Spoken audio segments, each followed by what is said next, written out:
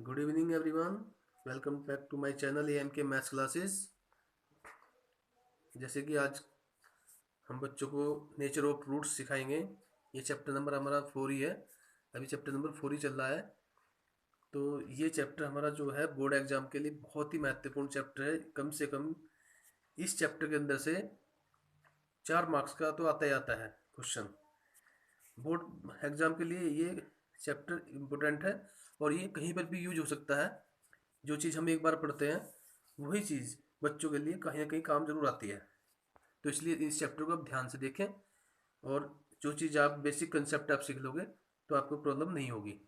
तो आज हम इस चैप्टर के बारे में नेचर ऑफ रूट्स के बारे में चर्चा करेंगे। जो द्विघात समीकरण के मूलों की प्रकृति ज्ञात करना। नेचर मतलब प्रकृति, तो मूलों की प्रकृति हमारा टॉपिक आज का है। मूलों की प्रकृति, द्विघात समीकरण के मूलों की प्रकृति ज्ञात करना। हमारा जो जनरल फॉर्मूला होता है a x square plus b x plus c equal to zero, ये हमारे पास द्विघात समीकरण है जिसको हम पहले ही बता चुके हैं इसके बारे में। के मूलों की प्रकृति ज्ञात करना। तो हम सबसे पहले क्या निकालते हैं इसके अंदर, डिस्क्रिमिनेंट। विविक्तिकर होता है एक, उसको बोलते हैं discriminant.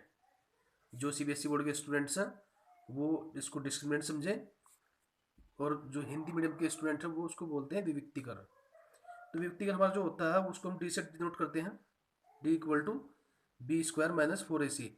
B square a c, जो ए बी सी हमारे पास है वो हमारे पास रियल नंबर्स हैं, यानी coefficient of x square, coefficient of b square b sorry x, और सी हमारा कांस्टेंट टर्म होगी। यानी कि हमारे पास जो एक्स स्क्वायर का गुणांक है उसको बोलते हैं ए, जो एक्स का गुणांक है उसको बोलते हैं बी, और जो हमारे पास अचर पद है उसको बोलते हैं सी। ये वैल्यू हमारे पास चेंज होती रहेंगी, कभी 4, कभी यहाँ 5, कभी यहाँ 6, कभी यहाँ 4, कभी यहाँ 7, कभी यहाँ हमारे पास 10 हो सकता है। तो ये कुछ भी चेंज होती रहती हैं, बदलती रहती हैं। तो मेन हमारा फॉर्मूला होता है discriminant D equal to b square minus 4ac। इसकी हेल्प से हम क्या करते हैं, मूलों की प्रकृति चेक करते हैं। केस फर्स्ट, हम इसके 3 केस हो सकते हैं। If b square minus 4ac greater than 0, मतलब बड़ा हो 0 से। यदि बी स्क्वायर माइनस 4ac की वैल्यू 0 से बड़ी हो, then roots are real and distinct. इसका मतलब होता है कि हमारे जो मूल होंगे वो वास्तविक और अलग अलग होंगे। ये पहला हमारा केस पहला ये होता है। तो ये कंडीशन हो सकती है। और बड़ा 0 से कब होता है, जो भी वैल्यू इसकी प्लस में आएगी, जैसे 4, 5, 6, 7 कुछ भी आ सकती है, वो जीरो जो भी वैल्यू प्लस में आएगी यानी कि धनात्मक जो भी होगी वो आपका 0 से बड़ा होगा। Case 2, if b square minus 4ac less than 0। इसका मतलब क्या होगा कि हमारे पास जो डिस्क्रिमिनेंट है बी स्क्वायर माइनस 4ac, अगर वो 0 से छोटा हो, देन रूट्स आर इमेजनरी, यानी कि वो काल्पनिक होंगे। काल्पनिक कैसे कहेंगे, 0 से छोटा कैसे कहेंगे, जो वैल्यू माइनस में आएगी। अगर बी स्क्वायर माइनस 4ac की वैल्यू माइनस का 10 आती है तो इसका मतलब ये होगा कि वो 0 से छोटा है। तब उसके सारे तब इक्वेशन के जो रूट्स होंगे, जो समीकरण के रूट्स होंगे, मूल होंगे, वो कैसे होंगे, काल्पनिक होंगे। इस स्थिति में हम क्वेश्चन को हल नहीं करते, वो वहीं पे एज इट इज छोड़ देते हैं उसको, वो हल भी नहीं होगा। Case third, if b square minus 4ac equal to 0। यानी कि तीसरा केस ऐसे भी हो सकता है कि वो डायरेक्ट 0 के इक्वल आ जाए, यानी b square minus 4ac equal to 0, उसकी वैल्यू 0 की इक्वल आ जाए डायरेक्ट सीधी। Then roots are real and equal. इसका मतलब होता है कि जो उसके मूल होंगे वो दोनों बराबर होंगे और एक जैसे होंगे। वास्तव करके दिखाते हैं आपको। एग्जाम्पल 4 हमारे पास है कि 4x square plus 7x plus 3 equal to 0। Find the nature of given equation.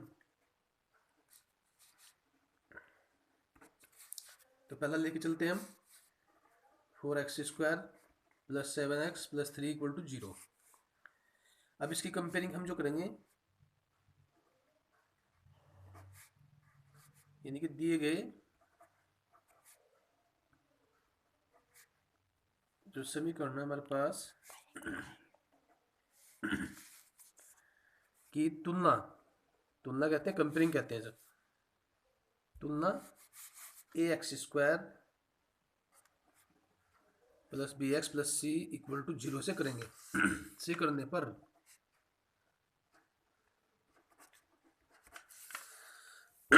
तो हमारे पास आएगा यहाँ पर एक्स स्क्वायर का कोफिशिएंट हमारे पास ए है और यहाँ पर हमारे पास एक्स स्क्वायर का कोफिशिएंट 4 है, तो इसका मतलब हुआ ए इक्वल टू 4 और बी इक्वल टू हमारे पास जो आया वो 7, सी इक्वल टू 3।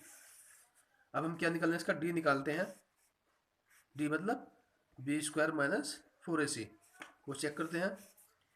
तो बी की वैल्यू हमारे पास कितनी है, यहाँ पर 7 है, तो 7 का स्क्वायर माइनस 4, ए की वैल्यू 4 हमारे पास आई और सी की वैल्यू मेरे पास होगी है 3। 7 का स्क्वायर हमें पता होता है क्या, 7 इंटू 7 होता है 7 7 जा 49 माइनस 4 4 जा 16, 16 3 जा 48। तो ये हमारे पास वैल्यू जो आई है 49 में से 48 गया, एक बचा, एक हमारे पास पॉजिटिव आया, इट मीन्स जीरो से बड़ा होगा ये। तो हमारे पास जो इसके जो बी स्क्वायर माइनस 4ac की जो वैल्यू आई है हमारे पास वो जीरो से बड़ी आई। और हमें पता कि इस फर्स्ट हमारे पास क्या था, यदि b square minus 4ac greater than zero हो तब उसके मूल कैसे होते हैं, तब मूल वास्तविक होंगे और भिन्न भिन्न होंगे, भिन्न भिन्न होंगे।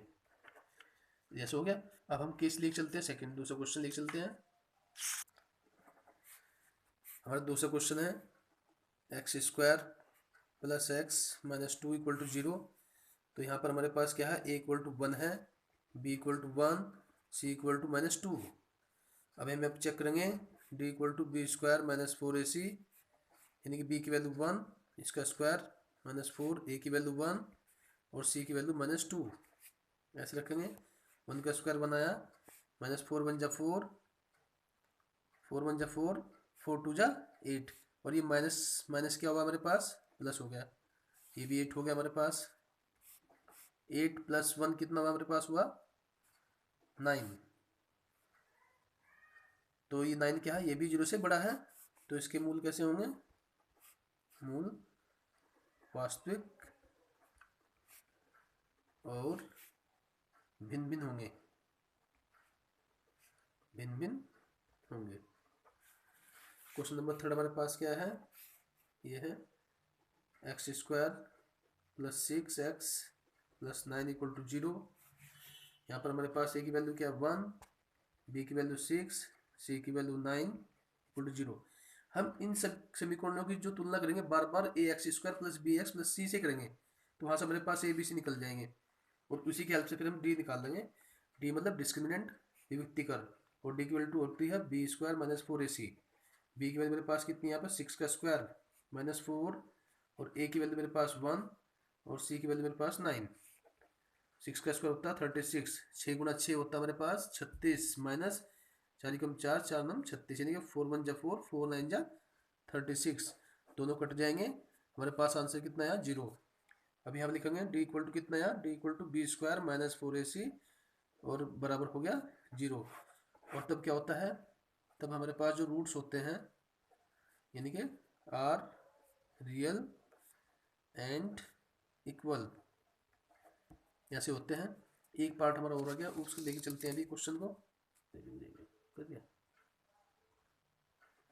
नेक्स्ट क्वेश्चन हमारा है एक्स स्क्वायर माइनस प्लस का एक्स प्लस का 3 इक्वल टू 0।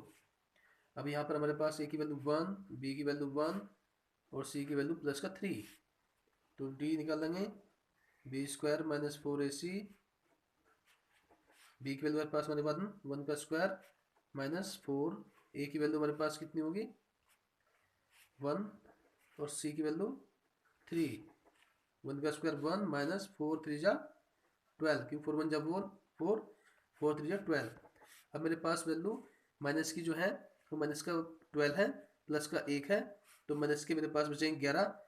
अब 11 जो आया वो माइनस का आया, तो ये छोटा होता है 0 से, यानी कि लेस देन 0, तब मूल काल्पनिक होंगे।